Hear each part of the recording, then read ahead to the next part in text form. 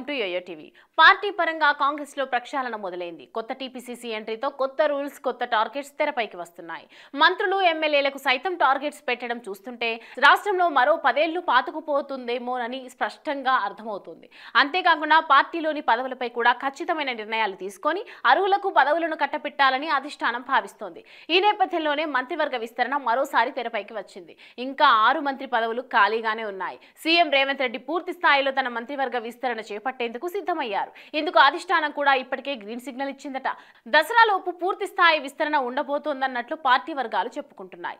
ఇప్పటికే స్పష్టమైన సంకేతాలు వస్తున్న నేపథ్యంలో ఆశావాహులు మరొకసారి తన ప్రయత్నాలు ముమ్మరం చేశారు. ముఖ్యంగా ఈసారి మైనారిటీ వర్గానికి ఖచ్చితంగా మంత్రి పదవి ఇవ్వాలన్న డిమాండ్ పెరుగుతుంది. ఎందుకంటే అసెంబ్లీ ఎన్నికల్లో మైనారిటీ ఓటు బ్యాంకు బీఆర్ఎస్కే ఎక్కువ పడింది. ఈ నేపథ్యంలో ఈసారి మంత్రివర్గంలో మైనారిటీకి చోటు కల్పించి జీహెచ్ఎంసీ ఎన్నికలతో పాటు స్థానిక సంస్థలతో పట్టు సాధించాలని కాంగ్రెస్ భావిస్తుంది. అయితే మైనారిటీ వర్గానికి మంత్రి పదవి కేటాయిస్తే ఎవరికి ఇవ్వాలనే దానిపై సీఎం రేవంత్ రెడ్డితో పాటు పీసీసీ అధ్యక్షుడు మహేష్ కుమార్ గౌడ్ తర్జన భర్జన పడుతున్నారట. ఇప్పటికే సీనియర్ నేత షబీర్ అలీ, అదే విధంగా ఇటీవల ఎమ్మెల్సీగా ఎన్నికైన అమీర్ అలీ ఖాన్, వక్ఫ్ బోర్డు చైర్మన్ అజ్మాతుల్లా హుస్సేన్, ఫిరోజ్ ఖాన్, అజారుద్దీన్ల పేర్లు పరిశీలిస్తున్నట్టు తెలుస్తోంది. ఇప్పటికే అడ్వైజర్ గా ఉన్న షబీర్ అలీకి మంత్రి పదవిని ఇస్తే స్థానిక సంస్థల ఎన్నికల్లో మైనారిటీ ఓట్ బ్యాంక్ పెంచుకోవచ్చని హైకమాండ్ ఆలోచిస్తుందట. మరోవైపు ఇటీవల ఎమ్మెల్సీగా ఎన్నికైన అమీర్ ఖాన్ పేరు కూడా అధిష్టానం పరిశీలిస్తున్నట్లు కూడా ప్రచారం జరుగుతోంది.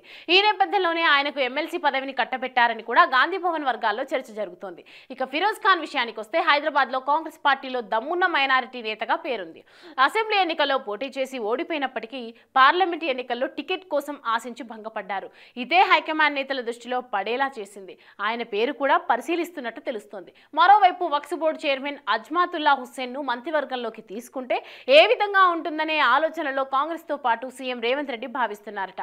మొత్తానికి మరి మైనారిటీ నేతల్లో ఎవరికి ఈసారి మంత్రివర్గంలో బెర్త్ దక్కుతుందో తెలియాలంటే దసరా వరకు వెయిట్ చేయాల్సిందే.